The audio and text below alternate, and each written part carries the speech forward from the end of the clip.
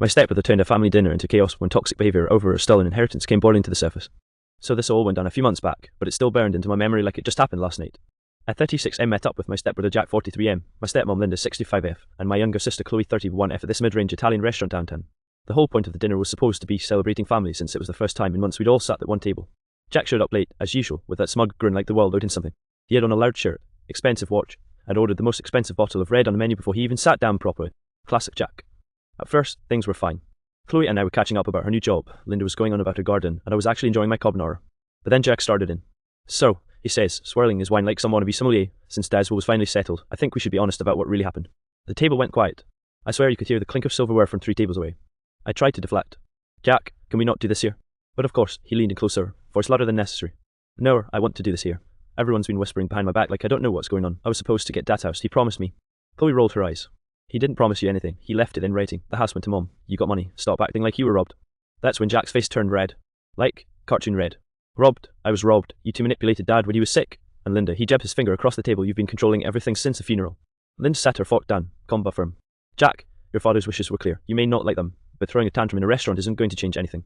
The waiter tried to check in on us, but Jack waved him off so aggressively that other tables started staring. I wanted to crawl under the table. My stomach turned. This was supposed to be dinner, not a battlefield. He kept going, ranting about how he had sacrificed the most for Dad, how he deserved the house, how Chloe and our ungrateful leeches. It was the kind of toxic spiral I'd seen before, but this time it felt darker. At one point, he slammed his hand on the table so hard a glass tipped over. Red wine spilled across the white tablecloth and onto Chloe's dress. She gasped, stood up, and shouted, "You've ruined enough already, Jack." People were staring now. Whole tables had gone silent. And me? My hands were shaking, because deep down I knew this wasn't just about the will anymore. Jack's bitterness had been festering for years, and now it was erupting in public for everyone to see. The whole restaurant had gone tense, like everyone was waiting to see if we'd flip the table over or get thrown out. Chloe was blotting her dress with napkins, her jaw tight with anger, and Linda kept repeating under her breath, "This isn't the place, Jack, this isn't the place." But Jack just leaned back in his chair, smirking like he was proud of the scene. "You see," he said loud enough for the couple next to us to hear. "Every time I bring this up, I'm the villain, I'm the toxic one, but you all stole from me, and you sit there pretending you're saints." I tried to keep my voice low, but the frustration slipped through. "Jack, you got more money than anyone. They had left you nearly $200,000. How the hell is that not enough?" His eyes snapped to me. "Because money isn't home. That house was supposed to be mine. He told me when I was taking care of him during chemo that I'd inherit it. You think I'm making that up?" Chloe practically slammed her napkin down. "You barely took care of him. You showed up when it was convenient, snapped some selfies to post online about being the devoted son, and then disappeared when things got hard. Mom and I were the ones the day in, day out." Jack's face twisted like she slapped him. "You're such a liar. You always have been." By then, the manager of the restaurant had made his way over. "Is everything okay here?" he asked carefully, clearly trying to de-escalate. I forced a tight smile. "We're fine. Just a family disagreement." But Jack couldn't leave it alone. He raised his voice again. "Yeah, we're fine. Except my so-called family stole my inheritance and thinks I should just sit quietly and smile about it." The manager gave us that polite but firm look. "Sir, I'll have to ask you to lower your voice, or we may need to ask you to leave." Jack scoffed, throwing his napkin on the table like a dramatic movie villain. "Of course. Shut the angry one up, right? Sweep the truth under the rug. That's all my family ever does." Linda finally snapped. Her voice was sharp, louder than I'd ever heard it. "Jack, enough. Your father loves you, but his will was his choice. No one here owes you more than what you already received. If you can't accept that, then maybe you shouldn't be sitting at this table." For a second, I thought he might actually hit the table again or worse, walk out without paying for that ridiculous wine. His eyes darted between us, his face twisted with anger and something almost like desperation. The air felt thick, like we were all waiting for the explosion. And then, in the middle of that silence, Jack muttered, "I should have contested the will. I should have dragged you all into court. Maybe I still will." Chloe let out this bitter laugh. "Go ahead, Jack. Waste what's left of your money on lawyers. You'll still lose, because you can't fight what Dad actually wrote down." That's when Jack stood up, his chair scraping against the floor so loud it made everyone jump. He threw a handful of bills onto the table, way more than the check would have been, and said, "I'm done with this fake family." But as he stormed out, something in me told me this wasn't over. Not by a long shot. The second Jack stormed out, the whole place seemed to exhale. People turned back to their meals, the clinking of glasses picked back up, but at our table. Silence. Chloe's hands were shaking as she dabbed at her wine-stained dress. Linda just stared at the empty chair like she'd seen this play out 1,000 times before, and me, I couldn't stop thinking about the way Jack said, "This isn't over." I paid the bill. With the cash he'd thrown down, there was enough to cover the food, drinks, and even a hefty tip for the poor waiter who had to endure the circus. But my gut told me we weren't done. Sure enough, as we walked out into the cool night air, Jack was leaning against his car in the parking lot, smoking like some brooding anti-hero in a bad TV drama. His eyes locked on us, and I swear my stomach dropped. "Oh, look," he said, flicking the cigarette. "The winners of Dad's estate must feel good knowing you screwed me over." "Jack, please," Linda sighed, her voice weary. "Just go home, sleep it off." But he pushed off the car and took a few steps toward us. "No, I'm not going home. I'm not going anywhere until someone admits what they did." Dad was weak, confused. "You all took advantage of that. Especially you, Linda. Don't act like you didn't twist his mind." Chloe stepped in before Linda could answer.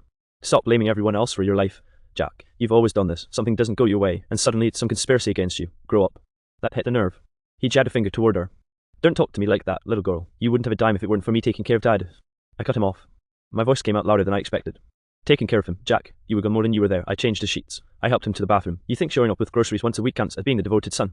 He froze, and for a second, I thought he might actually swing at me. His fist clenched, his jaw tight, but instead, he laughed a low, bitter sound that made my skin crawl. You're all so self-righteous, he muttered.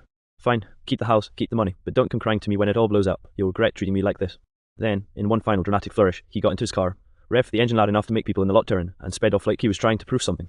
Chloe let out a shaky breath. Well, that was a disaster. Linda looked 10 years older in that moment. She put her hand on my arm and whispered, You know he won't let this go, right? And I knew she was right. Jack wasn't the type to walk away quietly. This wasn't just a fight at dinner, it was the opening act of something bigger, and outlier. The next few days were quite too quiet. I thought maybe Jack had cooled off, maybe he'd embarrassed himself enough at the restaurant to finally drop it. But by the end of the week, the storm hit. It started with texts. Long, rambling walls of accusations that blew up my phone into it. You think you're better than me, you manipulated Dad just like the rest of them. That house is mine, I'll prove it. You'll regret crossing me, family doesn't betray family. I ignored the first few, but Chloe didn't. She sent back one blunt message, Stop harassing us, Jack, move on. That just seemed to fuel him. By Sunday morning, Linda called me in tears. Apparently, Jack had shown up at her house unannounced, pounding on the door and demanding his share. The neighbours saw and called the cops. By the time officers arrived, he'd already sped off, but Linda was shaken. I went over that afternoon. Linda was making tea, her hands trembling as she poured the water. He's obsessed, she whispered. It's like he can't let go. He's writing history in his head, convincing himself he was promised things that weren't his. Chloe was there too, pacing the kitchen. He's toxic. He's always been toxic. Remember when he borrowed 10 grand from Dad and never paid it back, and now he has the audacity to act like he's the victim? I wanted to defend him, part of me still wanted to believe he was just grieving, just lost, but the truth was staring me in the face. Jack wasn't grieving. Jack was angry. And anger was his fuel. 2 days later, it escalated again. We were at my place when Chloe showed me screenshots from Facebook. Jack had made this long post, basically airing all our family's dirty laundry. He painted himself as the forgotten son, claimed we conspired against him, and even hinted that Linda forced the will. The comments section was full of his drinking, but is hyping him up. Stuff like, they did you dirty, man and lawyer up. Chloe was livid. He's trying to ruin us publicly now. He wants to humiliate Mom. Linda just shook her head, exhausted. Let him rant. People who knew your father know the truth. But I couldn't shake the feeling this was spiralling. Public humiliation was one thing, but Jack's words at the restaurant kept echoing in my mind. Maybe I'll still contest it. And then, like clockwork, the official letter arrived. I noticed from his lawyer Jack was contesting Dad's will. Linda sat at the dining table, letter trembling in her hands. This is exactly what your father didn't want, she whispered. He wanted peace. Chloe slammed her fist against the table. Jack doesn't care about peace, he cares about winning. I sat back, staring at the letter, realizing this wasn't just family drama anymore. This was about to become a full-blown legal war. The first court date was a nightmare I'll never forget. Jack showed up in a tailored suit that screamed to look at me, while Chloe and I sat with Linda, trying to keep our nerves in check. The courtroom smelled of old wood and anxiety, a combination that immediately made my stomach churn. Jack wasted no time. From the moment the judge called the case, he launched into a tirade about how Dad had been manipulated in his final days. He claimed we all pressured him into signing a will, even implying that Linda had somehow coerced Dad while he was sick. I could feel Chloe gripping my hand under the table, nails digging in, and I squeezed back, silently telling how we get through this. The lawyer representing our side, an older man named Mr. Hargrove, tried to object to the dramatics. Your Honour, these claims are baseless. We have the legally executed will. Jack interrupted, pointing a finger at Mr. Hargrove. Baseless, you're all part of it. I should have gotten everything. How can you all sit there pretending you did the right thing? The judge, clearly unimpressed, gave Jack a stern look. Mr. Jack, please refrain from personal attacks and stick to the matter at hand. Jack smirked like he'd been told off for fun, leaning back in his chair. I could see the thrill in his eyes. He wasn't here for justice. He was here for chaos. During the hearing, Jack's lawyer presented some evidence, including emails that supposedly proved Dad had wanted to change the will in Jack's favour. Problem was, they were cherry-picked and lacked context. Mr. Hargrove shredded their credibility point by point, but Jack kept smirking the whole time, as if he had some secret ace up his sleeve. Between court sessions, we'd get calls from Jack, sometimes calm, sometimes threatening. One night, he left a voicemail on Chloe's phone. Enjoy your victory while it lasts. I'll make sure the world knows who the real thief is. Don't say I didn't warn you. Linda was terrified. She barely slept, constantly checking the locks on the doors, and I had to remind her repeatedly that we had lawyers handling this. Chloe started getting panic attacks, especially when Jack appeared outside our neighbourhood once, pacing in his car like a predator. Even our extended family started taking sides. Cousins we thought we could rely on began sending veiled messages, gossiping about Jack's claims. The toxic energy was infecting everyone. I remember one night sitting at the kitchen table with Linda and Chloe, the three of us exhausted from the legal battle. Chloe was crying, whispering, He's never going to stop, is he? Linda shook her head slowly, tears in her eyes. No, darling, he won't, but we have to stay strong. Your father left us the truth, and no one can take that from us. I clenched my fists, feeling a mix of anger and helplessness. Jack had taken so much already, our peace, our dignity, and now he was trying to steal what he never deserved. And yet there was a strange clarity in that moment. We weren't going to crumble. Not yet. The battle wasn't over, but one thing was certain. Jack's toxic behaviour had officially consumed our family, and getting out alive would take every ounce of patience and courage we had. The day of the final courtroom showdown arrived, and the tension in the air was electric. Chloe and I arrived early, holding Linda's hands as if sheer willpower could shield us from what was about to happen. Jack, predictably, made a grand entrance loud, brash, and radiating that toxic confidence he always wore like armour. From the start, he tried to dominate the room. His lawyer made opening statements painting him as the wrong stepchild, but this time, our lawyer, Mr. Hargrove, was ready.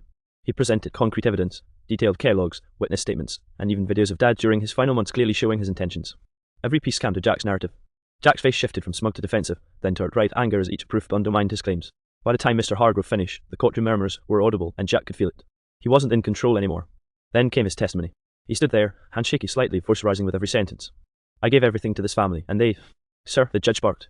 One more outburst like that, and I'll have you removed from this courtroom. Jack scowled, but pressed on. You don't understand. I was promised everything. They manipulated Dad. They lied to him. Chloe, seated in the front row, finally snapped. She stood up, voice strong, cutting through his theatrics. Jack, you weren't promised anything. You weren't there when it mattered. You only ever cared about appearances, selfies, and convenience. For a moment, Jack's jaw slackened. The room seemed to hold its breath. His eyes darted around, desperate for support, but there was none. Even his lawyer looked uneasy, realizing the narrative had completely collapsed. Linda spoke next, her voice calm but firm. Your father loved you, Jack, but he also knew who he could trust to carry his legacy responsibly. That trust wasn't earned by grandstanding, it was earned by being present, by caring genuinely, by respecting his wishes. It was like a switch flipped. Jack's toxic mask crumbled, replaced by raw frustration and desperation. He slammed his hands against the podium, shaking. This isn't fair, you all liars, Enough, the judge finally shouted. This court finds that the will, as written, reflects the true intent of the deceased. Mr. Jack, you are to cease all harassment and respect the legal decision. Jack's face went pale, the room finally exhaling collectively. He slumped in his chair, defeated, muttering under his breath, I'll get it somehow. Chloe and I hugged Linda outside the courthouse.